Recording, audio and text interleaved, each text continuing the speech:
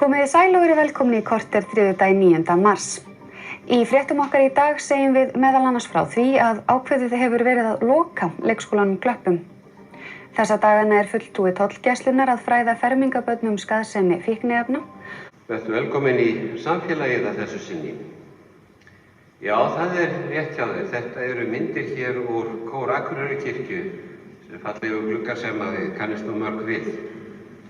Og þarna altarið og gráðurnar sem að fermingabörnin kom upp að í vor.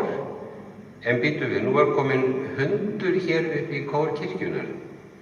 Hvernig stendur á því að þarna allt í nú komin svartur hundur? Já, við skulum fræðast örlítið meira það hvaðan Bassi var að gera hér upp í kór Akureyrarkirkju og nú hann hér í fylgd með félagar sínum, honum Þorsteini Hauki frá tollstjóranum. Verið velkomnir í samfélagið. Já, þakka ég kærlega fyrir. Þorsteinn, það sem að hundinum nú kannski einhvers máls vant, mundur kannski geta útskýrt fyrir okkur hvað svartur hundur að gera hér upp í kórnum í Akureyrarkirkju, virðuleg kirkja? Já, við vorum hér í gær að hitta 120 fermingabörn hjá honum séra Svavari og við vorum hérna með fíkniefnafræðslu til fermingabarna. En það starf okkar Bassa í dag. Við ferðum Ísland og við hittum á hvern vetur öll fermingabörn á Íslandi Og hvernig viltu aðeins útskýra það fyrir áhorfendum tollstjórinn fermingarbörnin? Já, við hérna... Hvernig ósköpunum stendur á þessu? Já, það málið það að þann 27. nóvember síðastliðinn þá var undirritaður samstarfssamningur milli biskups og tollstjórans í Reykjavík varðandi forvarnastarf tollgæslunnar. Við höfum starfað við þetta núna í 5 ár en það var farið út í það að gera formlegan samstarfssamning við biskup eða þjóðkirkjuna og sem gerur okkur kleift að heimsækja fermingabörn á Íslandi hvar í sveit sem þau eru sett. Og þannig að við erum núna að klára okkar 5. vetur. Já, nú finnst manni að þið eigið fyrst og fremst að sjá að fíkniefnin kom ekki inn í landið? Jú, mikið rétt og ég vil nú segja það að við höfum nú sjaldan eða aldrei staðið okkur betur í því, bæði tollgæslunum í Reykjavík og tollgæslunum á Keflavíkurflugvelli. Hamingju við það. Það var gengið mjög vel, en það var tekin ákvörðun þarna fyrir 5 árum síðan að nú færum við á hinn endan og við færum á hinn endan, að við færum að hitta unglinga og fræða þau skaðsemi fíkniefna og jafnframt vara þau við því að á lífsleiðinni sé möguleiki að þeim yrðu boðin fíkniefni eða verði boðin fíkniefni og mér finnst það sjálfur eftir að hafa starfað við þetta núna í 5 ár, þá finnst mér þetta alveg rökrétt að við séum líka á þeim endanum að vara unga fólki í landinu við hættunni sem þarna liggur í leyni. Já. Og leynivopnið þitt Bassi?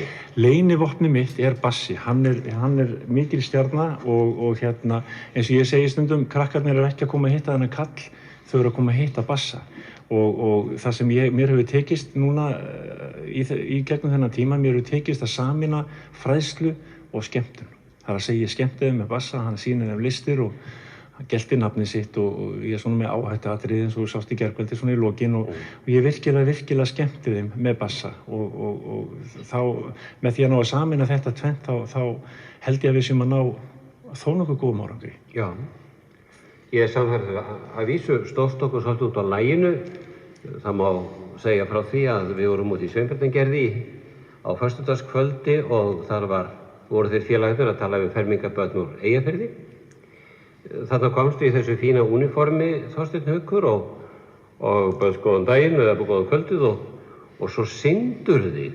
Signið ykkur þarna hjá tollstjóra? Nei, já, ég veit náttúrulega ekki það hvað er að gera en ég geri þetta með börnunum, með fermingabörnunum. Ég geri það með þeim og tengi þannig fræðslu mína þegar ég í kirkjunum, þá tengi ég fræðslu mína við trúna eilítið og tel að það sé bara mjög hollt og gott. Já. Þú átt hana sjálfur? Ég á hana sjálfur, vissulega. Ég á mína trú sjálfur og er mjög glaður yfir því. Hefur reynst mér vel í gegnum lífið. Já. Þetta nokkuð merkilegt að þessi svartklæddi hundur skulu síðan koma til þess að hjálpa þessum hvítklæddu fermingabörnum hér í vor. Já, það það og ég vil meina það að Bassi sé að mörgu leyti óskaplega merkilegur hundur. Hann þjónaði samfélaginu í 6 ár við að leita fíkniefnum og 4 ár af þeim tíma var hann líka í forvarnastarfi, þannig að hann búinn að vinna afskaplega mikla og stranga ævi að mörgu leyti og við vorum miklu lukkun á Pamfíla báðu 2 núna í ágúst þegar tollstjórinn tók þá ákvörðun að gera þetta okkar aðalstarfi. Já. Og til að það hafi verið gott skref stigið þar. Og þú ert að ferðast bara hér Norðurland? Já, ég að ferðast núna, þetta eru 11 heimsóknir núna á tæpri viku og ég fer alla leið í Öxarfjörð á þessari yfirreið minni og enda síðan á Hvammstanga á sunnudaginn en að heimsækja þarna 11 kirkjur á þessum dögum. Örstutt bara, Þorsteinn, ég veit að þessir hundar eru miklu snillingar, ég hef heyrt sögur frá þér. Ef þú segðir áhorfendum örlítið bara örstutt, geta þeir náð þessu niður í málningadollum og ylvarskrukkum og... Já, sko, við höfum reynsla því að hundar hafa fundið í málningu, við höfum reynsla því að hundar hafa fundið í asingtóni og bensíni. Nú, Bassi hefur fundið í kaffi, kanil, karrí, hann hefur fundið í ylvatni, súkkulaði, já, það má segja bara endalaust. Og það ástæðan fyrir því, eins og ég var að segja ykkur frá í gær, svo að hundarnir geta greint á milli mismunandi lykta. Við finnum svona eina lykt yfirleitt mannfólkið, en þeir geta greint á milli margra mismunandi lykta í einu og það það sem að gerir þá að svona stórkostlegum verkfærum fyrir okkur í að leita fíkniefnum og þefa þau uppi. Það sem betur fer þá eins og ég segi höfum við yfir að ráða mörgum hundum í dag, vel þjálfuðum og þeir að spara okkur óheimju tíma og vinnu. Já. Óheimju tíma og vinnu. Og árangurinn vex? Árangurinn vex. Ég vil meina þá síðustu 2 árum hafa tollgæsla lögregla aldrei lagt hald á meira magn af fíkniefnum og ég vil meina það sé því að þakka að þessar góðu löggæslusveitir hafi verið miklum og góðum mannafla, aldrei betri en í dag og fólki sem líka að vinna hugsun við að reyna að berjast á móti þessum ágesti. Og við getum alveg tekið heilan þátt í að tala þá sem eru hins vegar að flytja þessi efni inn. Já, svo það aftur annar handleikur. En rétt í lokin, Þorsteinn Haukur, sem að þú nauða þekki þennan heim. Nú get ég vel trúið því að einhverjir áhorfendur okkar og hefðu eitthvað lesið eftir hann Arnald Indriðarsson. Já, það akkúrat. Svo sem eins og Dauðarósirnar eða Synir Duttsins. Já.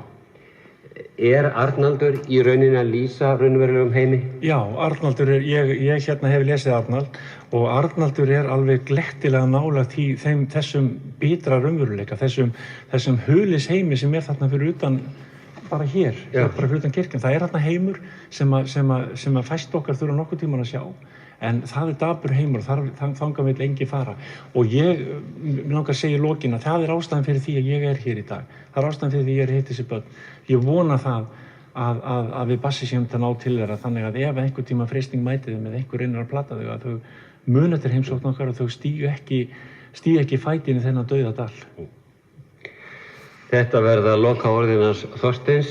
Bassi ætlar ekki að segja neitt.